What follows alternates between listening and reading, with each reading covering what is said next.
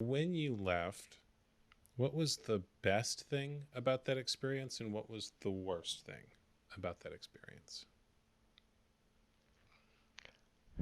The best thing would be just leaving, coming out, and finally being free. Because on that Hmm. very day that I came out as not religious, on that very day I was still suffering from this. So it was a Friday night.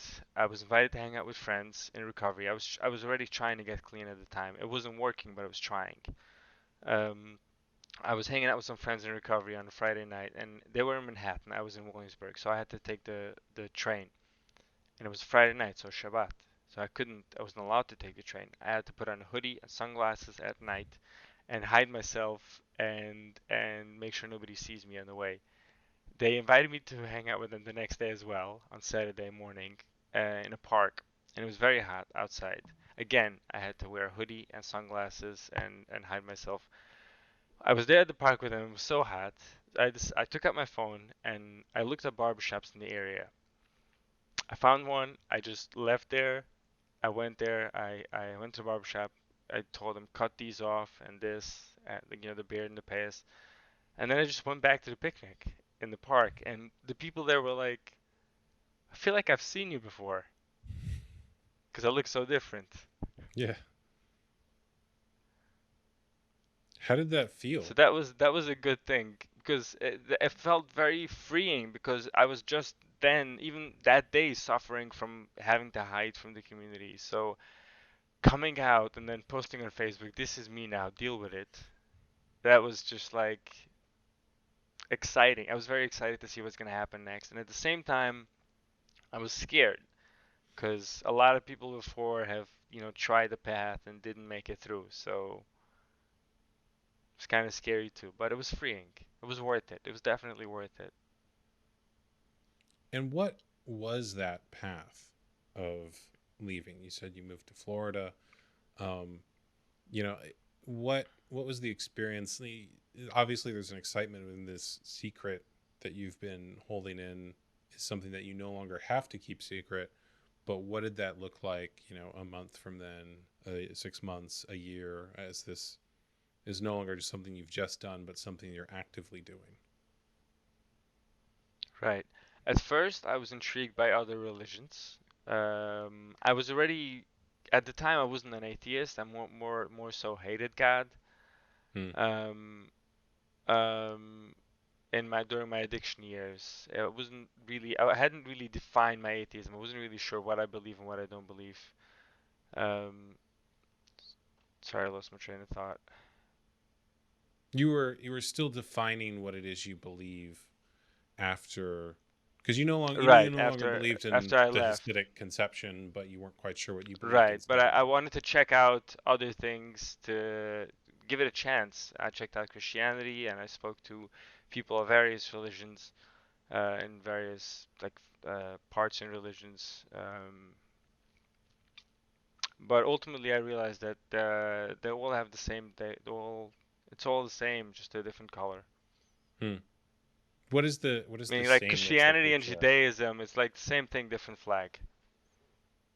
What is the similarity or the common thread between them that you noticed?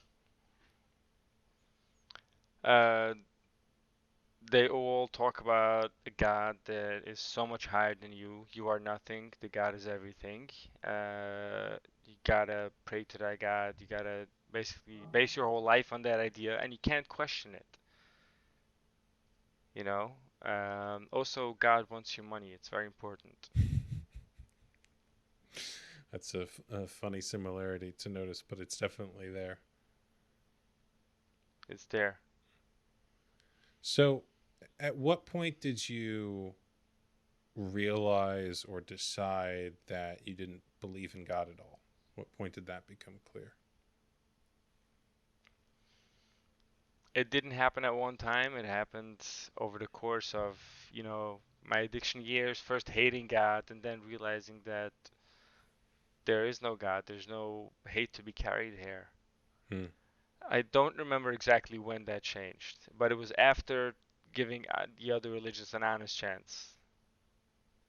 And what is it you were doing during this time? You mentioned addiction, and then of course there was a move to Florida. But were you working anywhere? Were you meeting different people? What else was going on In in your Florida, I life? was working on myself. In Florida, I was going to rehab and then halfway house, sober living, intensive therapy. I was just trying to become a mensch. And it was really hard because my English was still very broken at the time. And I had to repeat things and I had to ask people to repeat things because I didn't understand them. Um, but it was good. It was good because I didn't have anyone to speak Yiddish with. So my English got better. Speaking as a non-Yiddish speaker, you'll have to define mensch for me. Mensch means person, but it Okay, means more than that. It means like a good person. You know, when somebody's a mensch, they're a real person. I see. And so you were working on yourself there, um, and it's shown in the documentary, and you also have talked about this during the interview that at some point you went back and began living with that community again. So what was the decision there? How did that happen? So at first, I just missed everything that I knew, my network of people that I did have. So after about 6 months in Florida, I came back to New York. But that was a mistake in hindsight because I should have stayed in Florida longer and worked on my recovery longer because then I relapsed Hmm. after coming back. I didn't move in right away, like in a Hasidic building. For a few years, actually, I was living in a non-Jewish building with just a different set of people, not my family and not anyone in the community. Um, but a few years ago, I moved back into a Hasidic building and not really officially, but kind of like rejoined different traditions. I started going to Shabbat meals here and there. So it sounds like you wanted the support network that comes with having a community, with having people you know, and some familiarity. Is that accurate to say? Or Yeah, not necessarily the support network, because I like to think that I'm independent. Um, at least I want to be as much as possible. I mean, I know people need other people, but I want to be independent as much as possible. So I don't as much need the network, but I missed it. It's nice to have it, yeah. and my family is here, and it's nice to be around. Ultimately, my goal is to retire upstate or in a different state, but for now I'm here.